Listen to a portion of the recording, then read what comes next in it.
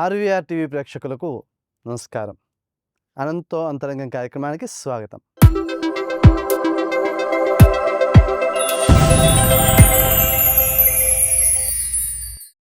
Ghazals గానగంధర్వుడు Srinivas గారి యొక్క అంతరంగంలోని మరిన్ని విశేషాలను ఈ భాగంలో తెలుసుకుందాం. నమస్కారం. నమస్కారం అండి. ఆర్వీఆర్ ఛానల్ గురించి చాలా మంది చెప్తున్నారు, వింటున్నారు. చాలా everyday it's growing like anything అని. అన్నదాతలుగా ఉన్నారు మొత్తం భూమండలం అంతటికీ కూడా, రైతులే మూలం. వారి మీద మీరు ఒక గజల్ రాశారు. అన్నా రైతన్నా ఎందుకు స్థాయిలో ఉన్నామని చెప్పండి. పతాక స్థాయిలో కాకుండా ఇవాళ నా ఆవేదన అంతా రెండే. ఒకటి ధర్మం, రెండోది భాష. ప్రతి వస్తువుకి ఒక ఎక్స్పైరీ డేట్ ఉంది. కాదేది కవిత కనసం అంటారు. సుజలాం సుఫలాం మలయజ శీతలాం. పద్మశ్రీ పురస్కారం అనేది కొంచెం ఆలస్యం అయింది అనే భావన. 2008, 2009, 2010 వరుసగా 3 సంవత్సరాలు హ్యాట్రిక్ చేశాను గిన్నిస్ వరల్డ్ రికార్డ్స్. సనాతన ధర్మానికి సేవ చేసే అదృష్టం కలిగించు. నా చేతుల్లోనే మా అమ్మ. ఆ గోవిందనామ స్మరణ, సాయి గోవిందనామ స్మరణ నేను అంటూ ఉండగా మా అమ్మ వెళ్ళిపోయింది. ఆత్మహత్యల మీద ప్రధానంగా రైతులు ఆత్మహత్యలు చేసుకోవడము ఇత్యాదిగా. వాళ్ళు అన్నదాతలుగా ఉన్నారు మొత్తం భూమండలం అంతటికీ కూడాను, రైతులే మూలం. వారి మీద మీరు ఒక గజల్ రాశారు గతంలో. ఆ గజల్ అంటే ఇది 2003 అండి. 2003లో ఒక పర్టికులర్ ఒక 4-5 years టైంలో రైతులు తీవ్రమైనటువంటి ప్రకృతి సహకరించగా ఈ డ్రాట్ వచ్చేసి పంట పండక, పంట పండిన చేతికి అందక, ఈ బ్యాంక్ వాళ్ళు వచ్చేసి వాళ్ళని లోన్ తీసుకున్న డబ్బులు కట్టమంటే వాళ్ళు తట్టుకోలేక అవమానం భారంతో ఆత్మహత్యలు చేసుకున్న సందర్భాలు ఒక 4-5 సంవత్సరాలు 2003 ఆ టైంలో బాగా గడిచిందండి.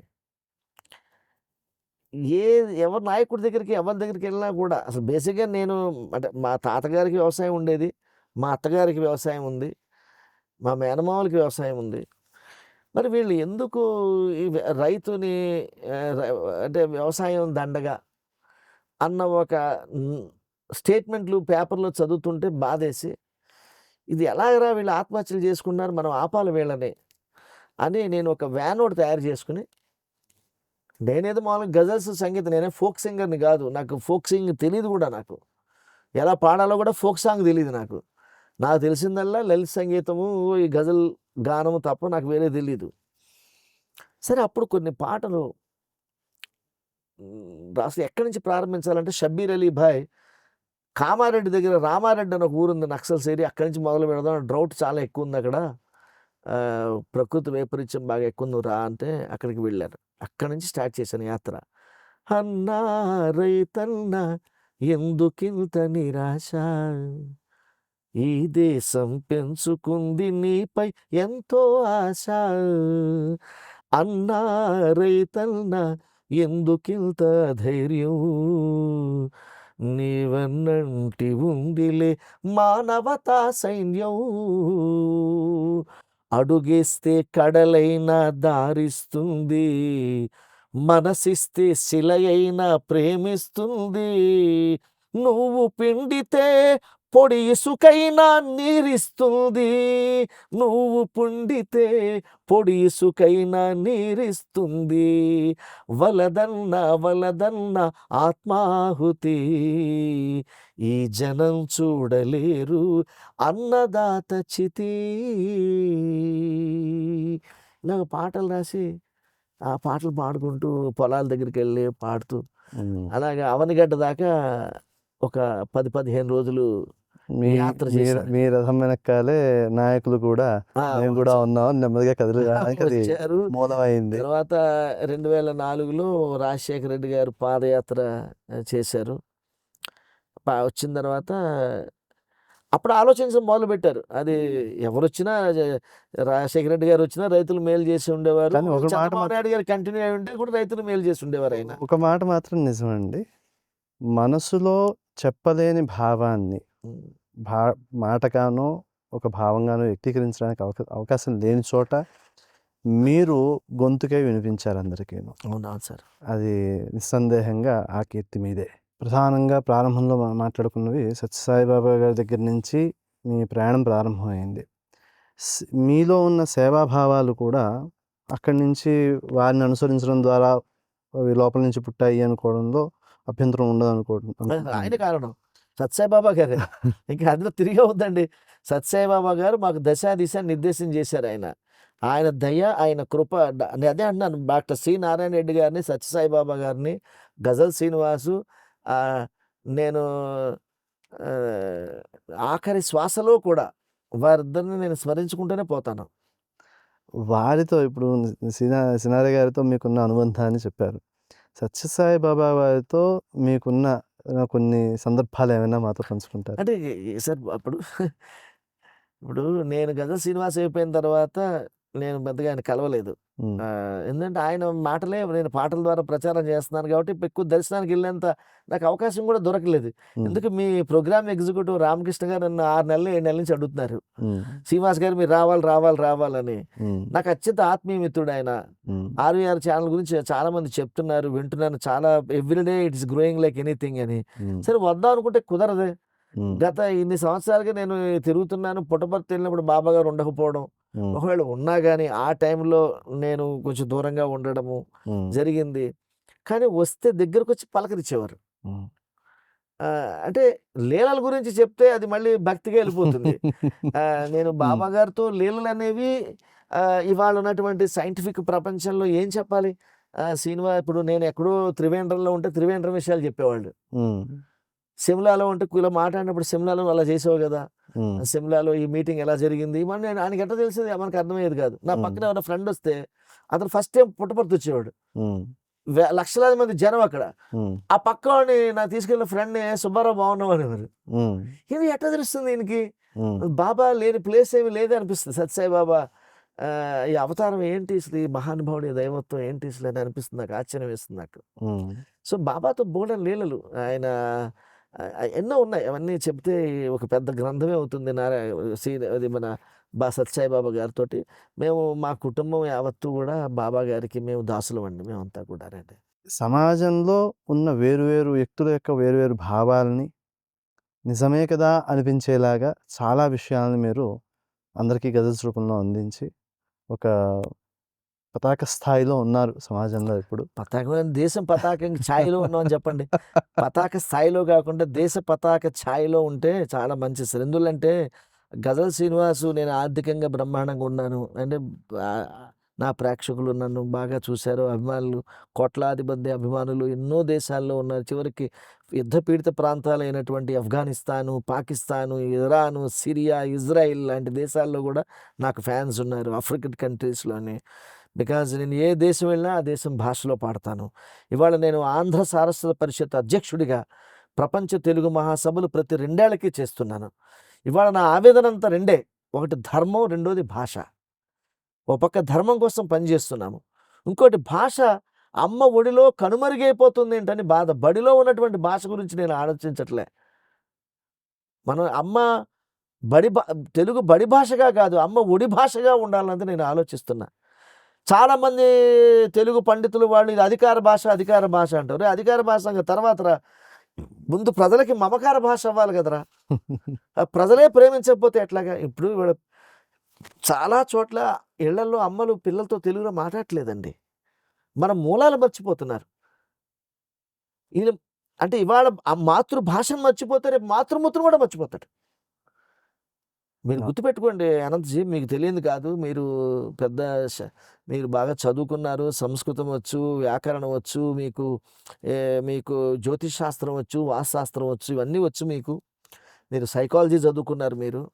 నేను చెప్పేది ఏంటంటే భగవంతుడి యొక్క సృష్టిలో ప్రతి వస్తువుకి ఒక ఎక్స్పైరీ డేట్ ఉందండి. కానీ కృతజ్ఞతకి ఎక్స్పైరీ డేట్ లేదు. సనాతన ధర్మం ఏం చెప్తుంది? నేను ప్రతి టీవీ ఇంటర్వ్యూలో కూడా చెప్తున్నాను అనే విషయం. సనాతన ధర్మం ఏం చెప్తుందంటే ఈరోజు మన పండగల ద్వారా, మన జీవన విధానం ద్వారా ప్రకృతికి కృతజ్ఞత కలిగి ఉండడమే మన ధర్మం. పృథివీ శాంతి, అగ్నిశాంతి అంటాం కదండి, వాయుశాంతి, వరుణశాంతి. ఈ నదులు, ఈ గాలి, ఈ మొక్క, ఈ గోమాత, ఒక గోపురం, ఒక గురువు, తల్లిదండ్రులు, వీళ్ళకి కృతజ్ఞత చూపించకుండా చచ్చిపోతున్నాం సార్ మనం. ఆక్సిజన్ పీల్చి చచ్చే లోపల ఒక్క మొక్క కూడా నాటకుండా ఈ ప్రకృతిలో, ఈ భూమిపైన ఒక్క మొక్క కూడా నాటకుండా చచ్చిపోయిన వాళ్ళు కొన్ని కోట్ల కోట్ల కోట్ల కోట్ల మంది ఉన్నారండి. అమ్మ 6 నెలలే పాలిస్తే గోమాత, కాటికెళ్ళేంత వరకు పాలిచ్చేటువంటి గోమాతకి పూజ చేయకుండా చచ్చిపోయిన వాళ్ళు ఈ దేశంలో కోట్లాది మంది ఉన్నారు. ఇవాళ పంటలు పండుతున్నాయంటే ఆ నదీమ తల్లి వల్ల. ఆ తల్లికి కూడా ఒక చిన్న హారతి కూడా ఇవ్వకుండా చచ్చిపోతున్నాం సార్ మనం. అంటే కృతజ్ఞత అన్న భావాన్ని మన పిల్లలకి తల్లిదండ్రులు చాలా దూరం చేస్తున్నారు. అది జరిగితే, కృతజ్ఞత చెప్పకపోతే, ఇదే తల్లిదండ్రులు పిల్లల్ని ఒక ఏజ్ వచ్చిన తర్వాత, ముసలి వయసులో నేనుంటే నన్ను ప్రేమిస్తావా కన్నా, బహుదూరంలో నీవుంటే వచ్చి కనిపిస్తావా కన్నా, నా అడుగులు పడకుంటే ఎలా అడగాలో తెలియకుంటే, నా మనసు మాటను నీ మనసుతో ఆలకిస్తావా కన్నా, will you love me in my old age, will you love me in my old age. ముసల్దాన్ అయిపోతే నన్ను ప్రేమిస్తావా, నన్ను చూస్తావా అని అడుక్కునే పరిస్థితి, నీ సొంత పిల్లల్నే, నీ రక్తంలోంచి వచ్చినటువంటి పిల్లల్నే నువ్వు అడుక్కునేటువంటి స్థితి వస్తుందండి రాబోయే తరాల్లో. మన పిల్లలకి మనం కృతజ్ఞతా భావం నేర్పకపోతే, నువ్వు తల్లి ఒళ్ళో పెంచడం కాదు, పిల్లలు గుళ్ళో కూడా పెంచాలి. నిన్ను చూపించడం కాదు, అమ్మని, గోమాతను నువ్వు చూపించగలిగిన రోజున సుజలాం సుఫలాం మలయజ శీతలాం సస్యశ్యామలాం వందే మాతరం అనే జాతీయ గీతాలు పాడుతున్నాను చూసారా, దేశభక్తి గీతాలు. ఆ దేశభక్తి గీతాల్లో ఉన్నటువంటి సారంలాగా ఈ దేశం ఉండాలంటే కృతజ్ఞత, గ్రాటిట్యూడ్, ఎవర్ లాయల్ అనేటువంటి భావం ఈనాడు తరం పిల్లలకి ఉండాలి ఉండాలి ఉండాలని నేను కోరుకుంటున్నాను. కాదేది కవితకు అనర్హం అంటారు. అటువంటి కవితలో బాధ్యత లేకపోతే నువ్వే అర్హత లేనివాడు అయిపోతావు అని చాలా స్పష్టంగా చెప్పారు. చాలా బాగుందండి.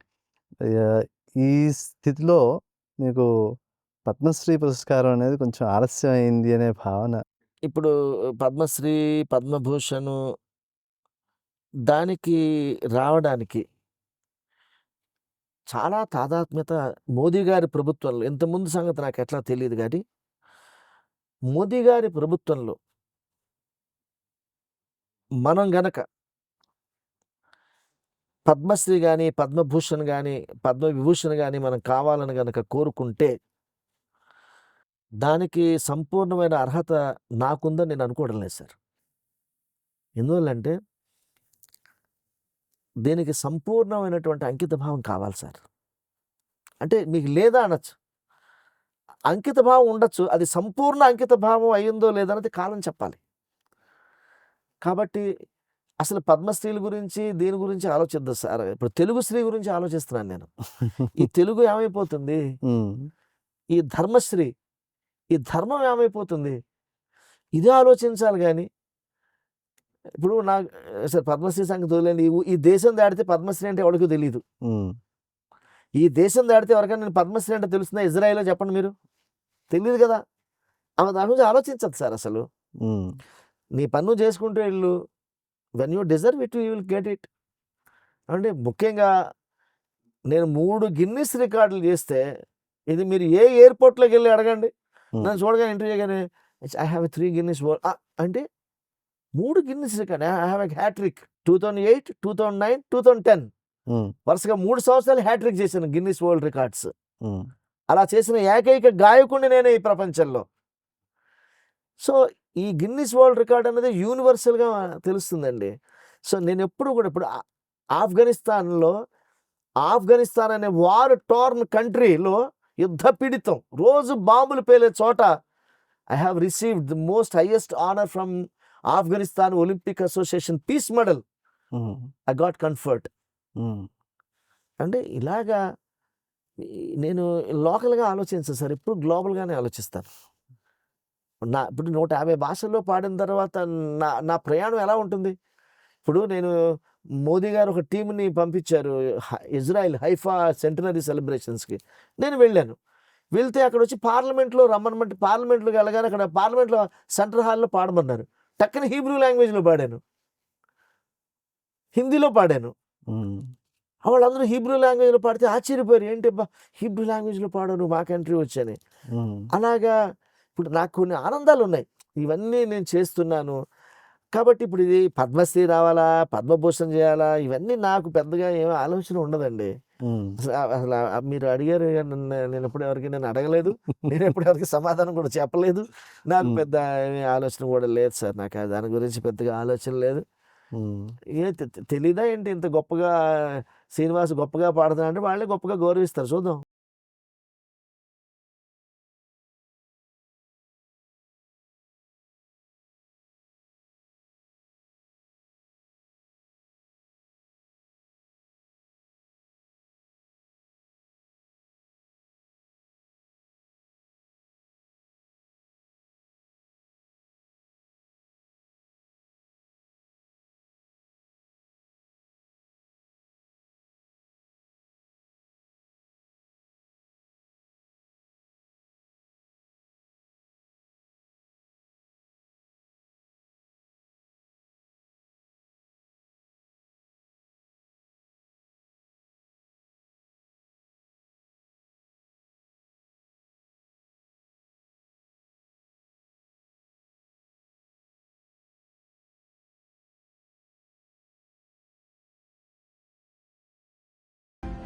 సహజంగా ఒక వ్యక్తి భావాన్ని అంటే ఆ వ్యక్తిత్వాన్ని గుర్తించాలంటే ముందు మొహం చూస్తూ ఉంటారు.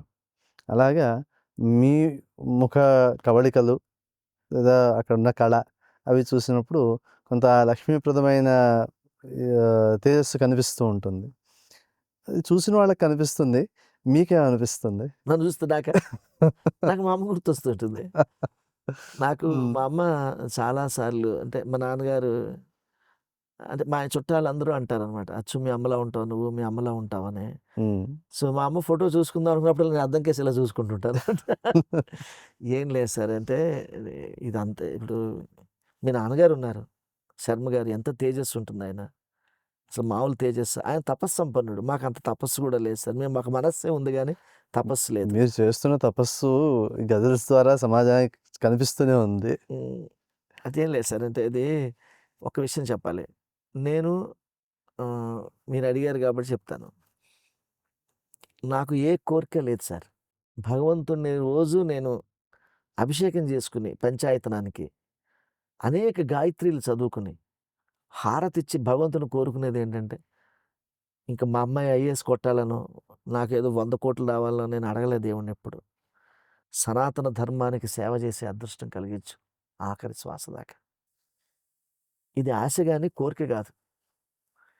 ఆశ కన్నా ఎక్కువగా ఇది నా ఆశయం.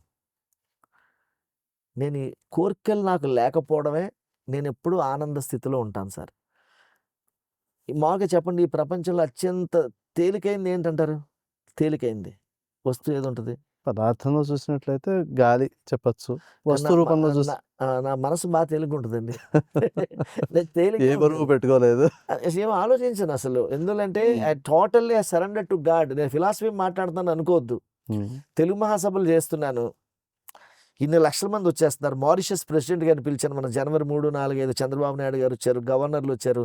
నాకు తెలిసి తెలుగు నేల మీద ఎంతోమంది తెలుగు మహాసభలు చేశారండి. కానీ మొన్న జరిగిన తెలుగు మహాసభలు ఒక దేశాధ్యక్షుడు రావడం చరిత్ర. 3 లక్షల మంది వచ్చారండి తెలుగు మహాసభలకి. నేను మన బిల్స్ పంపిస్తాను మీకు. నేను అసలు నేనే స్థాణువుని అయిపోయాను, ఏంటి ఇదంతా అని. కానీ ఈ సక్సెస్ అంతా నాది కాదు. ఆ వేదిక మీద గోవిందుడి ఫోటో 15 అడుగుల విగ్రహం పెట్టాను గోవిందుడిది. ఆయనే చూసుకున్నాడు. నేను టోటల్గా భగవంతుడికి సరెండర్ అయిపోయా. అన్నీ ఆయన చూసుకుంటాడులే అని. భగవంతుడి దయ. కనులు మూసుకున్నావు పరవాలేదు, చెవులనైతే మూసుకోకు గోవింద, శిలగా మారిపోయావు పరవాలేదు, మనసు రాయి చేసుకోకు గోవింద, మా బాధలు ఎప్పుడు నీవు వింటే చాలు, అంతటను ఉంటానని అంటే చాలు. అన్నీ ఆయన చూసుకుంటాడు. మనకి ఎందుకు ఇంకా? కానీ భగవంతుడిని ఏం కోరుకోవాలి? ఇప్పుడు మీరైనా నేనైనా, మీ నాన్నగారు మహాపండితుడు, మహాజ్ఞాని. నేను వారు 4-5 సార్లు నేను ఎదురుపడినా నేను నమస్కారం పెట్టాను తప్ప వారితో నేను ఎప్పుడు సంభాషించలేదు. నేను పండితుడితో అయితే సంభాషిస్తాను, జ్ఞానితో సంభాషించలేము. మీ నాన్నగారు జ్ఞాని, ఆ లెవెల్ నాకు లేదు. ఎప్పుడు 20 ఏళ్ల క్రితం. ఇప్పుడంటే కూర్చుని మీ నాన్నగారితో నేను జ్ఞాని సంభాషించడం లేను. జ్ఞాని యొక్క అన్వేషణలో నేను వారితో మాట్లాడగలను. మీ నాన్నగారితో కానీ నేను అప్పుడప్పుడు ఉత్తరాఖండ్లో అఘోరాలతోటి నాగసాధువులతో దగ్గరికి వెళ్ళి మాట్లాడుతుంటారు. నేను ఎప్పుడంటే జ్ఞానము యొక్క అన్వేషణలో వెళ్ళినప్పుడు జ్ఞానుల్ని కలుస్తాను. ఒక రోజుకి నేను కూడా జ్ఞానిని అవ్వాలని. ఒక విషయం సార్, ఏ మనిషి అని, ఇప్పుడు మీ నాన్నగారు వారణాసిలో ఎందుకుంటున్నారు చెప్పండి? ఆయన తెలుసు, మీకు తెలుసు. ఎందువల్లంటే ప్రతి మనిషి, ఈ భూమి మీద పుట్టిన ప్రతి వాడు కూడా వారణాసిలో ఆఖరి శ్వాస తీసుకుంటే చాలు, మనం డైరెక్ట్గా కైలాసం వెళ్ళిపోతాం, ముక్తి మోక్షం వస్తుందని. ఆ మధ్య మా అమ్మగారికి ఒంట్లో బాగాలేనప్పుడు, ఆవిడ తీవ్రమైనటువంటి రుగ్మతతో బాధపడుతున్నప్పుడు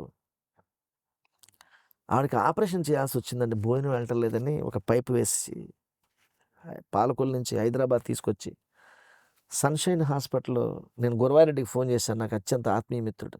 తీసుకొచ్చి అమ్మని తీసుకొచ్చా అన్నాడు. ఆపరేషన్ చేస్తే ఆవిడ తినడం స్టార్ట్ చేసింది. ఆ ఆపరేషన్ చేసిన తర్వాత ఆ ఐసీయూలో ఆవిడ అరిచేస్తుంది బాధ తట్టుకోలేక. ఆవిడ బాధ నేను వింటూ, అమ్మా ఏంది ఇది, గోవిందా ఈశ్వర ఏంటయ్యా ఇది? మా అమ్మ నన్ను కన్నప్పుడు ఆ పురుటి నొప్పులు పడ్డప్పుడు ఆ పురుటి నొప్పుల శబ్దం నాకు చెవిన పడి నాకు అర్థమైందో లేదో నాకు తెలియట్లేదు, కానీ ఇప్పుడు మటుకు తెలుస్తుంది నాకు, ఈ బాధ తట్టుకోలేకపోతున్నాను. అయినా గోవిందా ఎందుకయ్యా మనుషులు ఇట్లా బాధపడతావు? మనిషిని 25 ఏళ్ళలో 80 ఏళ్ళలో 100 ఏళ్ళలో 125 ఏళ్ళలో వాడు ఆయుష్ ఉంటుంది కదా, వాడిని బతకని. కానీ ఎవరిని బాధ పెట్టి తీసుకెళ్ళకయ్యా. మేము కూడా మంచి పనులు చేస్తాం గోవిందా, మేము మంచి పనులు చేసిన వాడు తీసుకెళ్ళవయ్యా, నువ్వు ఎందుకయ్యా ఇలా బాధల్లో ఉండగా తీసుకెళ్తావు అని ఐసీయూలో రాశాను. పాడనా? వినడానికి సిద్ధంగా ఉన్నాం. ఒక భక్తుని ప్రార్థన కాస్త వినవయ్య ప్రభు, మొరలన్ని దయతో కనవయ్య ప్రభు, గోవింద స్మరణలో నన్నుండనిమ్ము, నా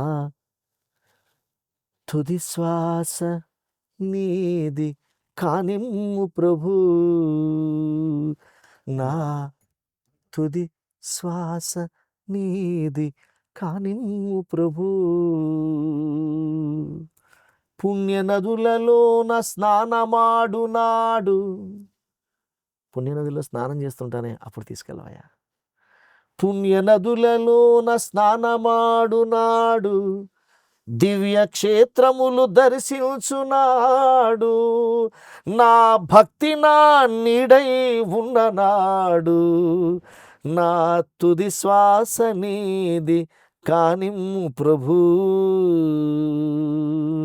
ఇంకా మంచి పనులు చేస్తుంటాను, అప్పుడన్నా తీసుకెళ్ళు.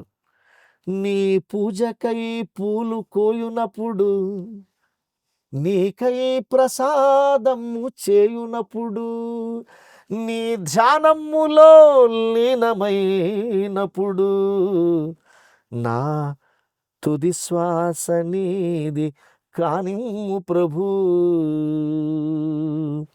సజ్జనులతోన తిరుగువేళ భజన గానంబులో మునుగువేళ అధరాలపై చిరునవ్వు మెరయువేళ నా తుది శ్వాస నీది కానిమ్ము ప్రభు.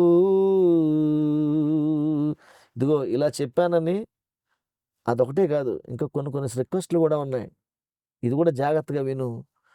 గొంతులోకి ప్రాణము చేరు సమయాన, గోవిందా గుర్తుపెట్టుకో, గొంతులోకి ప్రాణంబు చేరు సమయాన ఏ రోగమునను తాకని తరుణాన యముడు నా వైపు చూడని నిమిషాన నా తుది శ్వాస నీది కానిమ్ము ప్రభు.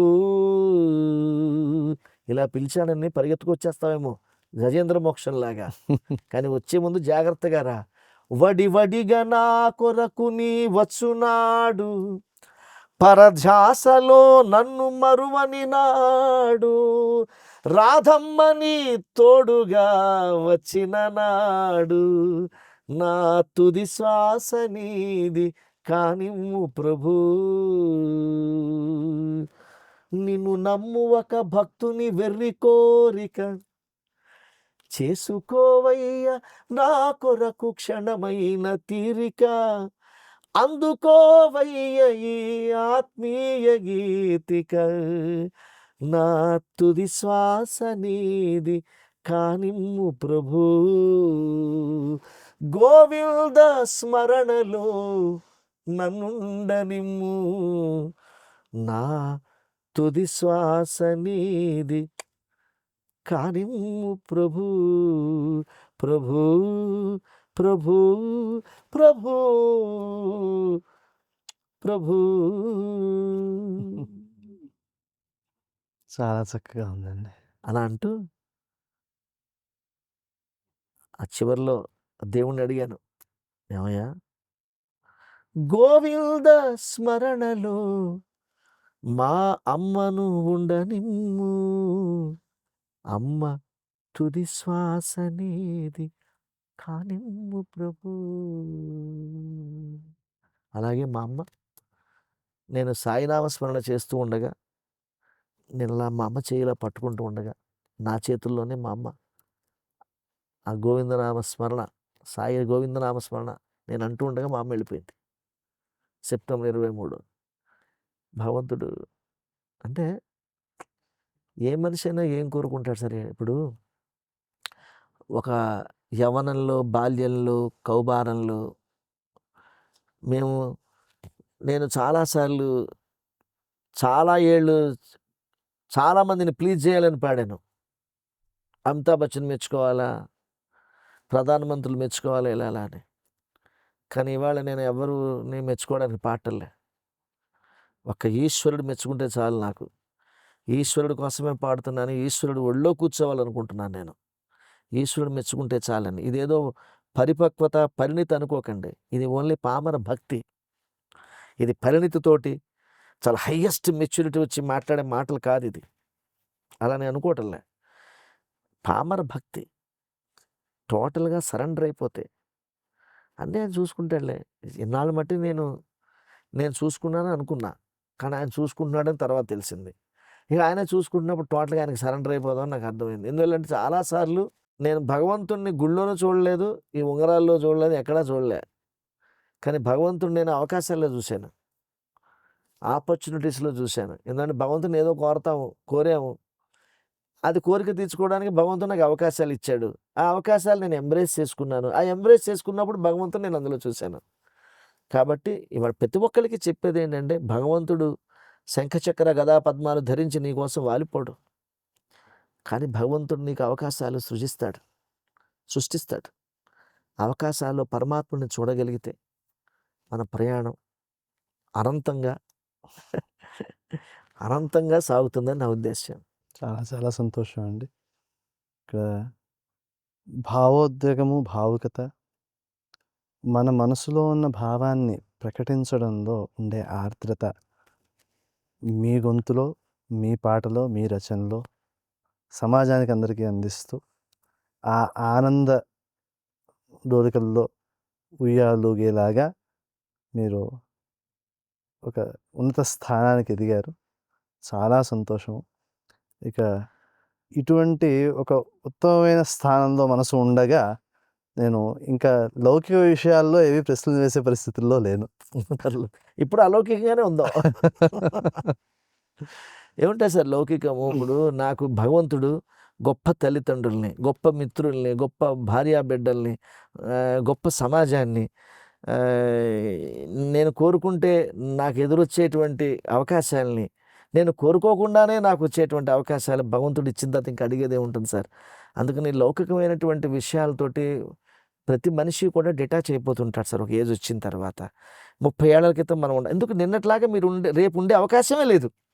మీరు రాసి పెట్టుకోండి, నిన్నటిలాగా రేపు ఉండే అవకాశం లేదు. లేనప్పుడు మనిషి పరిణామంలో పరిణితి చెందుతూ ముందుకు సాగుతూ ఉంటాడు. కాబట్టి లౌకికమైనటువంటి విషయాల నుంచి అలౌకికమైనటువంటి భావనల వైపు మనం నడవాల్సినటువంటి అవసరం ఉంది. ప్రపంచాన్ని మనము ఇప్పుడు మానవ సేవే మాధవ సేవ అనేది చాలా తప్పు సార్. ప్రకృతి సేవే పరమాత్మని సేవ అన్న దృష్టితోటి మనం ఉండాలి. మన చుట్టూ ఉన్న ప్రకృతిని మనం కాపాడుకుంటూ ముందుకెళ్ళాలి. అది నేను గంగ మీద పాటలు పాడాను, డ్రగ్స్ మీద ఆల్బమ్స్ చేస్తున్నాము. ఇప్పుడు నేను స్పృశించని అంశం గాయకుడిగా లేదు, అన్నీ నేను స్పృశించాను. ఊంబు నుంచి టూంబు దాకా ఇందాక ఫస్ట్లోనే చెప్పాను మీకు నేను. అందుకని భగవంతుడు ఒక ఆలోచనలు ఇస్తే ఆలోచనల్ని మనం ఆచరణాత్మకంగా చేసి, గ్యాప్ ఉండకూడదు. ఆలోచనకి ఆచరణకి ఎక్కువ గ్యాప్ ఉండకూడదు. ఆలోచన రాగానే ఆచరణాత్మకంగా దాని ముందుకు వెళ్ళి, భగవంతుడు నాకు గొంతు ఇచ్చాడు, కలం ఇచ్చాడు, గళం ఇచ్చాడు, ధనం ఇచ్చాడు, ధనం ఇచ్చాడు, అన్నీ ఇచ్చిన దగ్గర ఎందుకు సంకోచించాలి? ఇన్ని ఇచ్చిన తర్వాత భగవంతుడు నాకు ఇంకేం ఇవ్వాలి? ఫటాఫట్ చేసేసే ఇది ఇచ్చేసేయాలి. రసరాజు గారు రాస్తారు పద్యం, భిక్షకై అందరో విను వీధి వైపు గిన్నెలెత్తిన వేళ. అంబానీ గారు ఇలా గిన్నెత్తారు, అదానీ గారు గిన్నెత్తారు, అందరూ కూడా వాళ్ళ బొచ్చులు పైకెత్తారు ఇలాగా వాళ్ళ కోరికలతోటి. గజల్ శ్రీనివాసు బొచ్చు పైకెత్తాడు. భిక్షకై అందరో విను వీధి వైపు గిన్నెలెత్తిన వేళ, నా పుణ్యమేమో ఈ గజళ్ళు పోసి దీవించి తీవు, స్వామి మరల నీకవే సమర్పణము సేతు. అది ఏదైతే ఇచ్చాడో అది తిరిగి ఇవ్వడం అనేది ఇవ్వాలి. ఇప్పుడు ఒక్కడు గుర్తుపెట్టుకోవాలి సార్, ఇవాళ తరం చాలామంది వేదాంతం చెప్తారు, డబ్బు సంపాదిస్తే ఏముంది, కూడా పట్టుకెళ్తామా డబ్బులు, ఇల్లు పట్టుకెళ్తామా, ఈ కెమెరా పట్టుకెళ్తామా, ఈ కారు పట్టుకెళ్తామని పిచ్చి కబుర్లు చెప్పొద్దు. అలాగా కర్మ చేయాలి. నేను భగవద్గీతని 108 భాషల్లో చేస్తున్నాను. ఆల్రెడీ 25 భాషల్లో పూర్తయిపోయింది. 2027 డిసెంబర్ కల్లా నా భగవద్గీతని ప్రతి భాషలో మీరు చూస్తారు.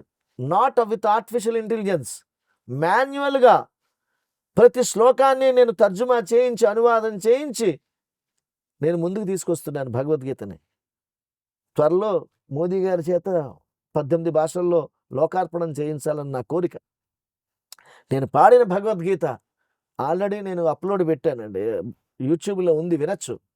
నేను గీతని సేల్కి పెట్టలే, ఎవరి దగ్గర డబ్బులు నాకు ఇవ్వండి నేను అడగట్లే. నాకు వస్తే నేను దానికి భగవద్గీత ఖర్చు పెట్టేస్తున్నాను. భగవంతుడు నాకు ఇస్తున్నాడు శక్తి, నేను చేస్తున్నాను. కానీ ఇది ఒక యూనిక్ భగవద్గీత. ఒకరిని అనుకరించో ఒకరిని అనుసరించో పాడిన కాదు ఇది. భగవద్గీతని వింటుంటే శ్మశాన వైరాగ్యం వచ్చి శ్మశానాల వైపు కాకుండా పూజ గది వైపు నీ ఆత్మ ప్రదర్శన నువ్వు చేసుకునేలాగా భగవద్గీతని గానం చేయడం జరిగింది. అది మీరు వినండి అనంత్ గారు, మీరు విని నాకు ఫోన్ చేసి చెప్పండి.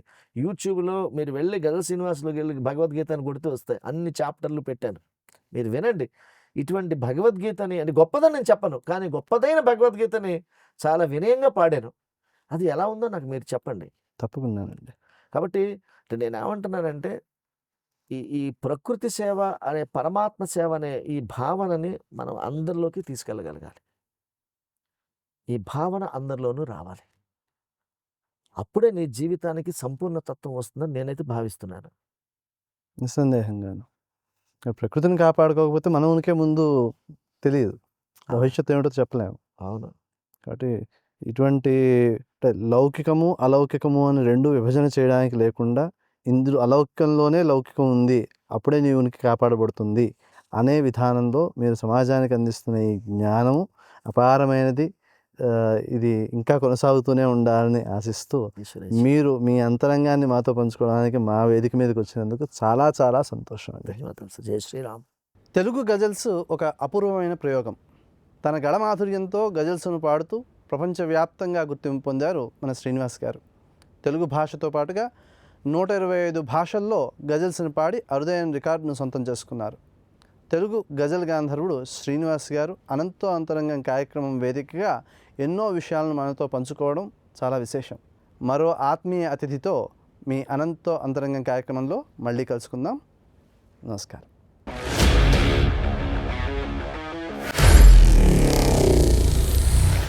Honor Signatus, the biggest gated community in the heart of the city. Spacious 3, 3.5 and 4 BHK apartments at Kukatpalli, High-Tech City. 27.5 acres, 18 towers, G+25 floors, 1695 to 3815 square feet unit sizes. For more details, search for Honor Signatus.